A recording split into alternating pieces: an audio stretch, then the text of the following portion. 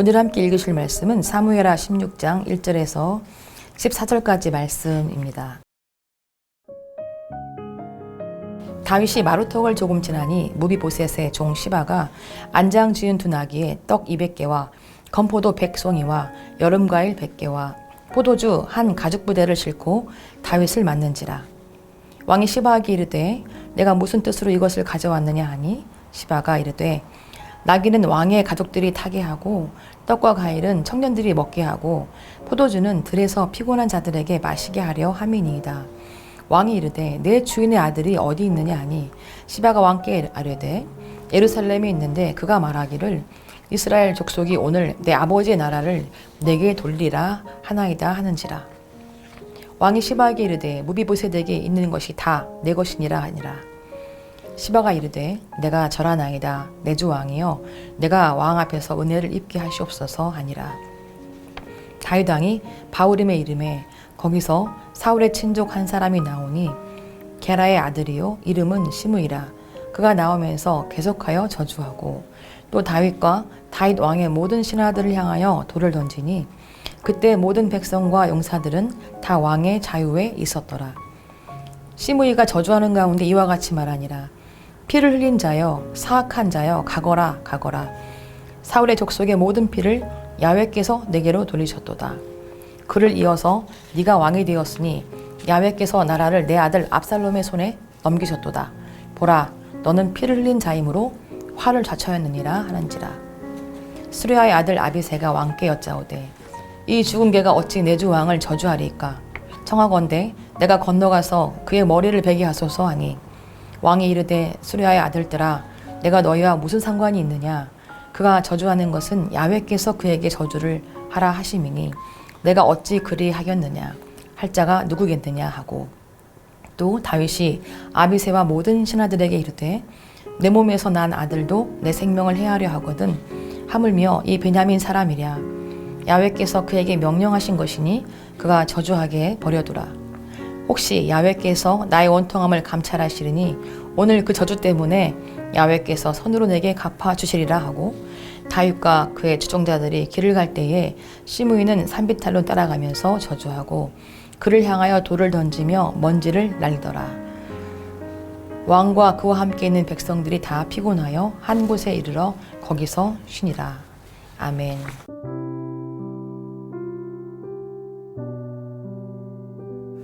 귀한 자식 매 한 대 더 때린다는 속담이 있습니다. 자식이 귀할수록 버릇을 잘 가르치기 위해서 매를 든다는 의미입니다. 하나님은 우리의 아버지이십니다. 사랑의 주님이십니다. 그러나 하나님도 때로는 매를 들고 자녀들을 징계하십니다. 다윗이 압살롬을 피해갈 때 무비보셋의 사환인 시바가 떡과 건포도 등을 싣고 다윗을 섬깁니다. 다윗은 아부하는 자를 잘 가려내어 징계했지만 시바의 행동에 공정한 판단을 내리지 못하고 그의 꾀에 넘어갔습니다. 시바는 주인의 재산을 가로채려 했습니다.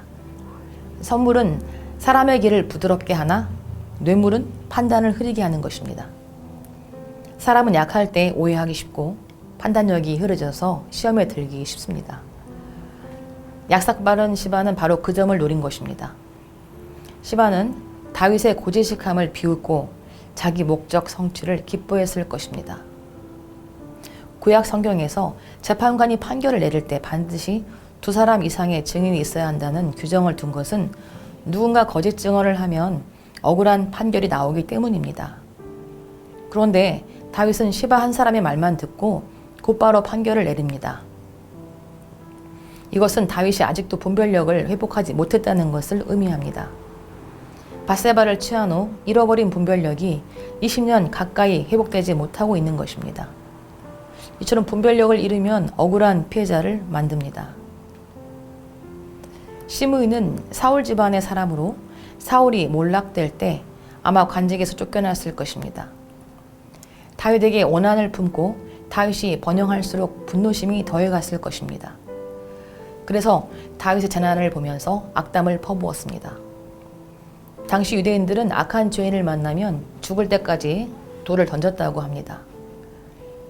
사람은 내가 비참하게 되었을 때 악이 받칩니다. 사람들은 쓰러지는 자를 아주 짓밟아 없애려는 악한 기질을 가지고 있습니다. 시므이는 사울의 핏값을 불법으로 다윗에게서 찾으려 했습니다. 그러나 우리는 하나님의 섭리를 불의의 원한에 이용하지 않도록 조심해야 합니다. 인간의 분노는 하나님의 의를 행할 수 없고 하나님의 의는 인간의 분노를 도와주지 않습니다. 시므이는 사울의 친척이니 정치적으로 다윗과 다른 입장일 수 있습니다. 그러나 다윗이 하지도 않는 말을 하면서 저주하는 것은 그 스스로를 저주하는 일입니다. 없는 말을 지어내며 상대를 공격하는 것은 치명적인 범죄이며 자기 자신을 향해 저주를 퍼붓는 것과 같습니다. 하나님께서는 그 모든 일을 하나님을 저주하는 일로 여기시기 때문입니다. 그러므로 이런 자들은 하나님을 저주하는 자가 받는 벌을 받게 됩니다. 특히 선거철에 조심해야 합니다. 기껏해야 몇 년 누릴 그 자리 하나 때문에 거짓으로 상대를 공격했다가 영원히 멸망당하는 자가 되는 길에 서기 때문입니다. 나와 다른 생각을 가졌다고 다 나의 적이 아닙니다. 고향이 다르고 생각이 다르다고 해서 적이 아닙니다. 그동안 다윗은 사울의 집안을 도우려 애를 많이 썼습니다. 시므이 혼자서 다윗을 적으로 여긴 것입니다. 마찬가지로 우리도 나와 다른 생각을 가졌다고 해서 나의 적이라 생각하면 안 됩니다. 오늘날 많은 사람들이 시므이처럼 자기와 다른 생각을 가진 자들을 이념 논쟁으로 몰아가서 화해할 수 없는 싸움을 벌이기도 합니다. 믿지 않는 자들은 그럴지라도 예수님을 믿는 자녀라면 절대로 이런 짓을 하면은 안 됩니다. 이겨봐야 아무 쓸데없는 헛된 싸움입니다. 내가 확신하고 있는 일이 내 생각과 전혀 다를 수 있다는 것을 기억하시기를 바랍니다. 내가 분명히 확신하고 있는 일일지라도 실제 일어난 일은 내 생각과 전혀 다를 수도 있습니다. 시므이가 다윗에 대해 확신하고 있는 일은 전혀 사실이 아니었습니다. 그는 다윗의 실상과 전혀 다른 다윗을 생각하면서 미워한 것입니다. 그러므로 바른 분별력을 갖는 것이 참으로 중요합니다. 다윗의 신복 아비스 장군이 흥분하여 시므이의 머리를 베게 해달라고 요청하자 다윗은 허락하지 않았습니다.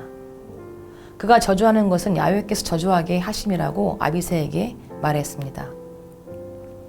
제자들이 예수님께서 사마리아 성에서 치욕을 당하실 때 하늘로부터 불을 내려서 저들을 멸하자고 하자 예수님은 그들을 책망하셨습니다. 다윗은 야훼께서 적절한 때에 그에게 보복하실 것임을 알고 있었습니다. 하나님의 징계로 인해서 겸손하고 부드러운 마음을 소유하게 되면 비난의 소리도 좋은 충고로 듣게 됩니다. 욥이 약탈자에게 뺏긴 것이 아니라 주께서 빼앗아 갔다고 한 것처럼 하나님의 징계 속에 있는 다윗은 고통을 느끼도록 하나님께서 시므이를 사용하신 것으로 여겼습니다. 다윗은 분한 것을 생각하지 않고 자신을 돌아보았습니다. 그때 고난을 견딜 수 있는 너그러움이 생겼던 것입니다. 다윗은 하나님께서 어떤 방법으로든지 그의 고통을 몰아내고 좋은 것을 허락해 줄 것을 믿었습니다. 오늘 저주 때문에 야훼께서 선으로 내게 갚아주시리라. 다윗은 시므이를 통해 자신을 연단시키심을 깨달았고 오히려 하나님의 은혜로 생각했습니다. 우리도 고난을 당할 때 전능하신 하나님을 전적으로 의지해야 합니다.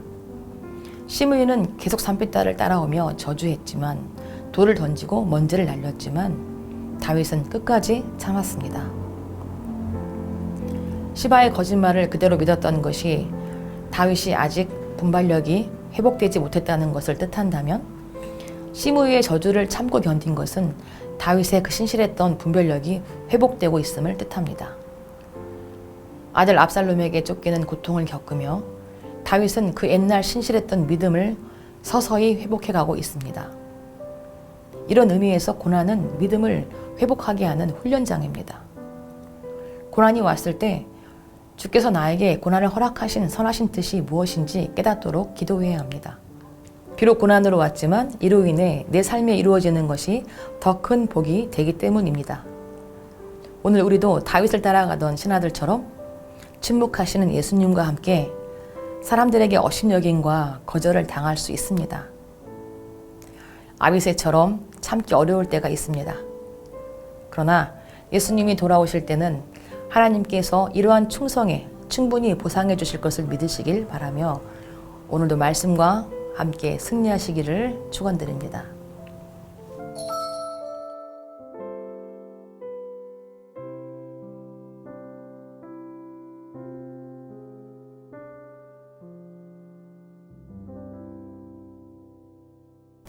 기도하겠습니다. 때로 원치 않는 하나님의 징계도 나를 사랑하시고 내가 더 성숙하여 잘되기 원하시는 주님의 은혜임을 알게 하옵소서. 예수님의 이름으로 기도드립니다. 아멘.